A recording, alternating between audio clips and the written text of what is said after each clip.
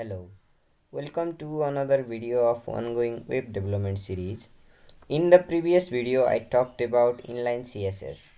Inline CSS is great for adding few styles for specific elements of the document, but the code will soon get messy when we use inline CSS.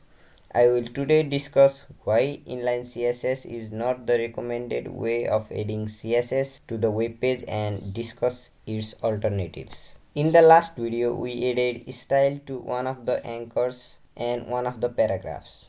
But what if we had to add the same style to every link of the web page and same style to every paragraph? The approach of achieving this goal using inline CSS would be to add a style attribute to each of the anchor element and each paragraph. Let me copy this style and paste it to every link. Let me add the same style to second paragraph too. And now both of the paragraphs have same style and all the links have same style. I think now you have realized why I said inline CSS make code messy earlier. It's not only messy, it has repetitive code. You and I as a developer should avoid code redundancy as much as possible. The procedure of solving this issue is by using either internal CSS or external CSS. Let me undo the changes.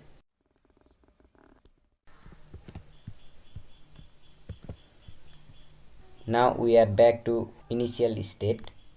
To add internal CSS to any HTML document, you should add style element in the head section.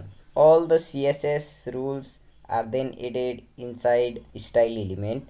This is pattern for writing CSS rules. The selector selects HTML elements of the web page. I will teach you various ways of selecting elements later, but for now I will select an element using its tag name. The benefit of using internal CSS is that now you can select all the elements having same tag name at once and add styling for it. Let me switch back to Sublime Text and add internal CSS to the code. I will define style element in head section and select all the elements with tag name A like so. This is how you select elements by its tag name. You just write the tag name of the element as a selector. Now CSS properties and values that I write here will style every element with tag name A, that is an anchor element. So I will copy styles for anchor here. Actually we can delete this now. Let me also select paragraph and define styles for it. Now you can see both of the paragraphs are styled and all the anchor elements are styled. Now we have accomplished our intent without repetitive code.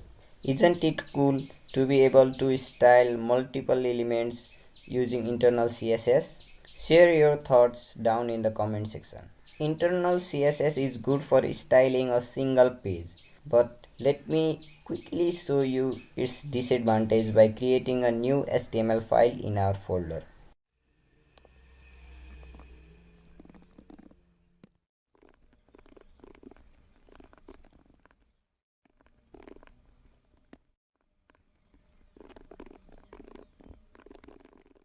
I have included a paragraph and an anchor tag to link back to our index.html in our new HTML document. Let me copy its file path and open it in browser. Most websites will likely have more than one page and different HTML documents for each page. Now you may want to have the same styling to all anchors or paragraphs throughout all web pages of your website. You will soon see repetitive codes again when you try to fulfill this goal using internal CSS. You can copy this style to the new HTML page and have same styling for anchor and paragraphs. You can see that we have same code in two different files here.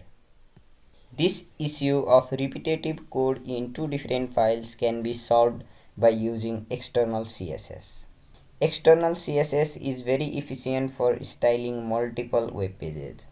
In this technique, we write our CSS rules in an external file and link it to our HTML web pages. The extension of external CSS file should be .css, and we add reference to the external CSS file in head section like so using link tag. Let me now create new CSS file inside our project folder. I will name it style.css. I will include the stylings here. Oops, let me fix the indentation. Now I will delete this style tag and add link tag and give href attribute the value of our CSS file name. I can do the same here.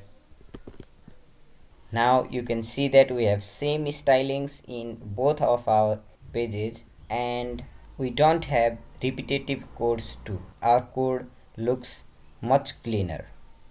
We will discuss more about CSS selectors and properties in the upcoming video. This much for today. Please like the video if you like the content and comment your queries. Bye bye.